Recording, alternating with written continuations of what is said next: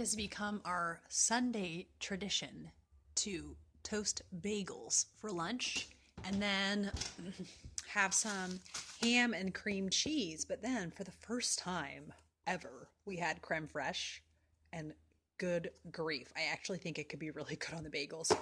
And then for some reason, it's just become part of the tradition to get cotton candy grapes. If you've not had cotton candy grapes, it is uncanny how similar to cotton candy they taste. I made the pork pie and we actually all tried it on the very first day of Victober. So I'll show you like a side shot. You can see the jelly. That's jelly right there. And we all ate it cold and it did not go over well. I think if you grow up eating it, you're used to it.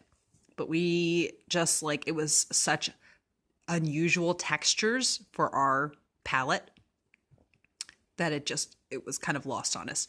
So I don't want it to go to waste because the actual flavors themselves were really yummy. So I'm going to warm it up. And I know that the jelly will melt, but better that than it just not getting eaten. All right, here goes. This is warmed up.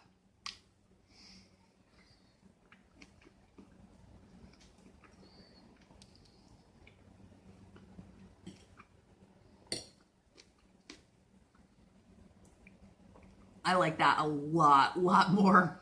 It's really, really yummy. And the seasonings they had me do with the pork was just salt, pepper, but sage, a lot of sage. And it tastes so good. Yeah, so it won't go to waste. I'm not going to be eating it the traditional way and the way that Pip would have brought it to Magwitch, the cold pork pie and Great Expectations, but it's really good warmed up. So that's how I'm going to eat it. Peter has memorized The Moon by Robert Louis Stevenson, and he is going to say it for us. The Moon by Robert Louis Stevenson.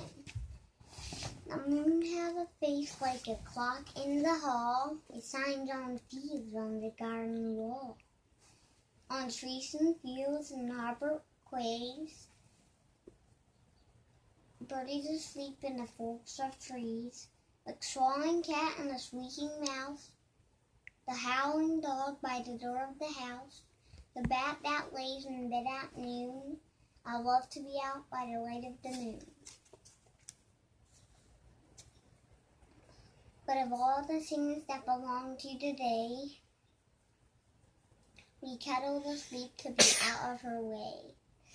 Sliding children close their eyes until up in the morning the sun shall rise. Good. Good job, Peter.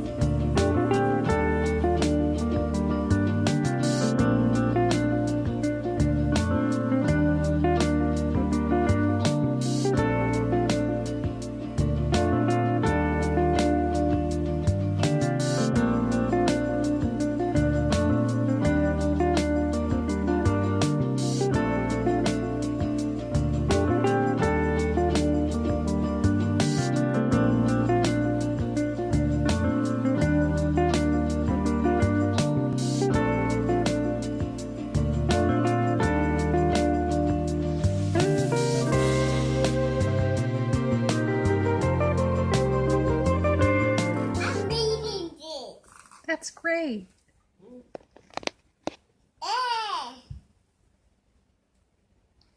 And then there's cats inside this tractor. I think there's kitties.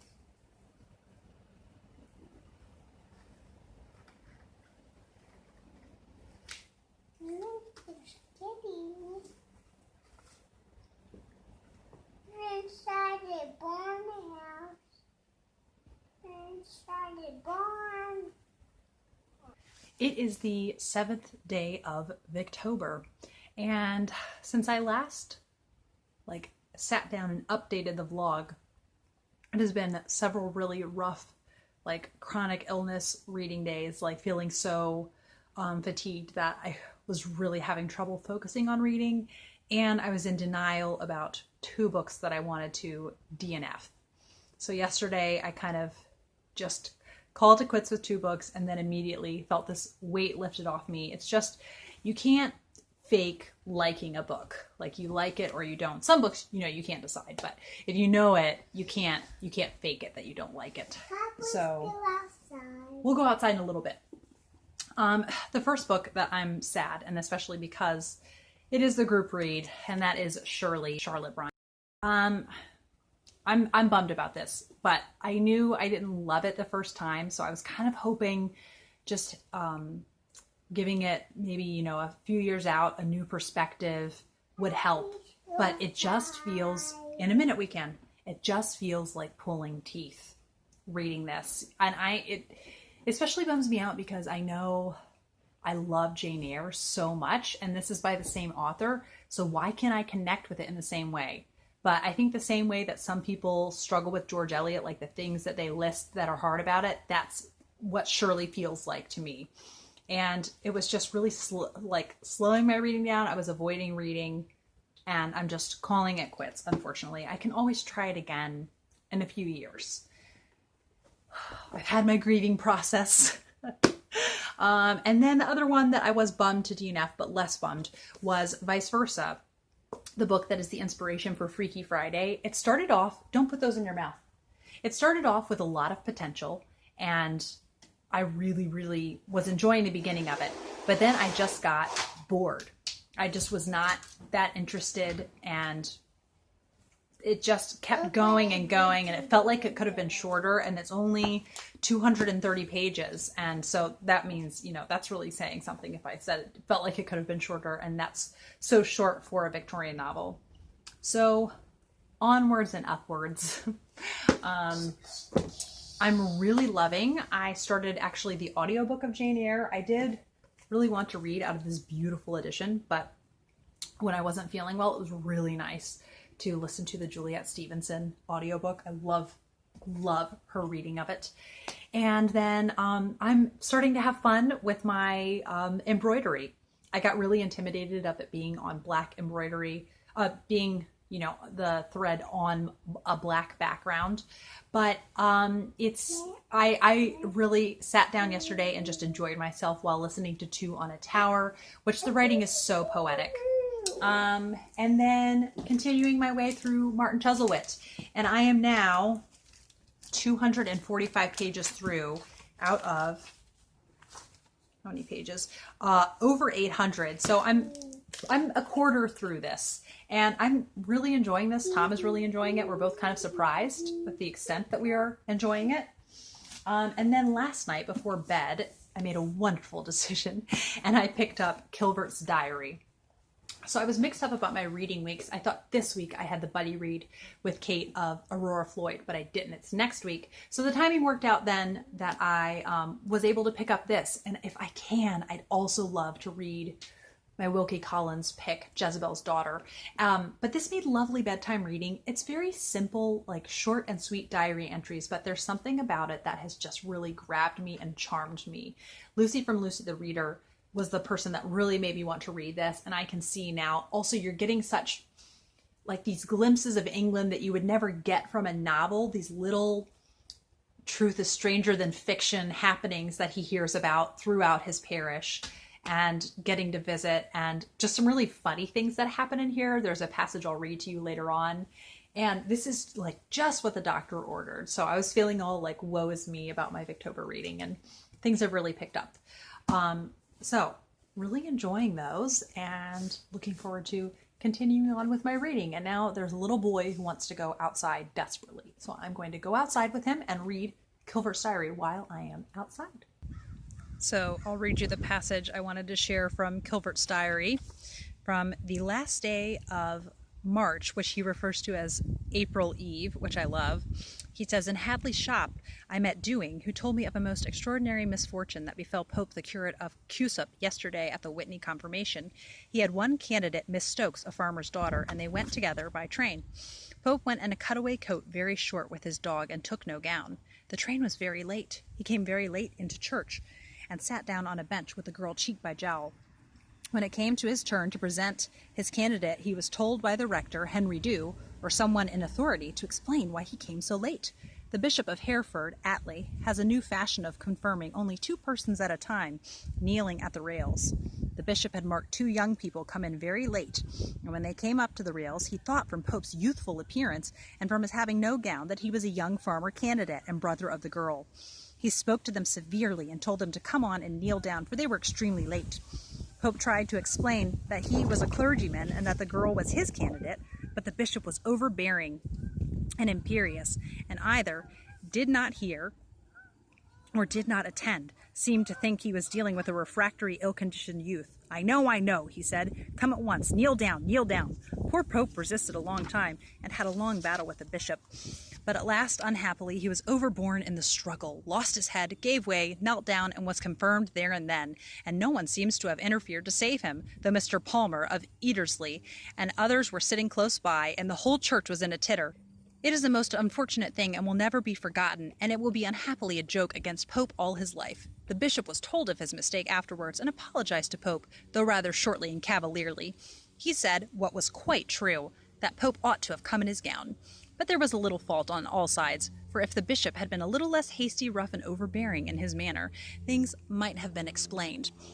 And the bystanding clergy were certainly very much to blame for not stepping forward and preventing such a farce. I fear poor Pope will be very much vexed, hurt, and dispirited about it. I love that so much. Another delightful passage from Kilvert's diary. I'm just relishing it, and it's taking me so long to get through because I have to keep underlining delightful things and looking up the sites that they go to see. And in this one, they go to see Snodhill Castle, which I looked up, and it's still preserved today, which is wonderful. And they're trying to cook potatoes, and it says that they have the pot hung with some sticks, and it says it's full of new young potatoes just covered with water. Wood was picked up off the ground and torn out of a dry hedge, and a fierce fire was soon roaring under the pot, making the trees and banks opposite quiver and swim in the intense heat. The flames soon burnt through one of the supports, and when the fire was at the fiercest, down came the 3 sticks in the pot upside down, hissing into the midst of the flames. The pot lid flew off, out rushed the water and potatoes, and a cloud of steam arose from the fire. Arthur Oswald gallantly rescued the pot with a pot hook, in spite of the intense heat, which was very difficult to endure. There were loud cries, and everyone was giving unheeded advice at once. At length the pot was settled upright on the embers, more water having been poured in. And then it says, 20 minutes passed, during which the gentlemen stood round the fire staring at the pot, while the ladies got flowery wreaths and green and wild roses to adorn the dishes and tablecloth spread under an oak tree, covered with provisions. I just love that about Victorians, that they delighted in things being beautiful. And even if it was for a picnic that they were only going to be there for a couple of hours, they still wanted it to be beautiful. So then it says, then the pot hook was adjusted, the pot heaved and swung off the fire, a fork plunged into the potatoes, and they were triumphantly pronounced to be done to a turn. Then there was a dispute how they should be treated. Pour away the water, said one. Let the water stay in the pot, said another. Steam the potatoes. Pour them out on the ground. Hand them round in the pot. Put them on a plate. Fish them out with a fork. They were, however, poured out on the ground, and the pot fell upon them, crushing some and blackening others. Eventually, the potatoes were handed round the tablecloth, everyone being most assiduous and urgent and recommending and passing them to his neighbor. So, just so delightful, and to hear about this day trip that they had and the fun that they had with all of their friends. Just a delightful passage. It has been a Saturday full of far too many not bookish things. So it's late, but I still want to do a book bath. And have my candles ready to light. And tonight I will be using the Unicorn Bomb. So a rainbow sherbet bath fizzer with a surprise inside. I forgot to show you the surprise with the last one. It was a little like dinky plastic gem that's a waste of space, but Peter was excited for it. And then I got really excited about this one last week. So I will be having the s'mores chocolate, fluffy marshmallows, and crushed honey graham crackers reunite in milk chocolate. And then the scented candle is sugared cinnamon apple. I love this one. You can see how much I burned in just a week. which worries me a bit. How much am I going to have left? And then the book that I will be reading is Kilvert's Diary because I am loving it. It's taking me so long to read it because I'm savoring it, and I'm actually not making as much progress as I was thinking I was going to during Victober, but I'm really enjoying everything I'm reading, so I'm actually at peace with it. I want to savor things instead of just worry about quantity. Although if I get to read a lot, I won't complain.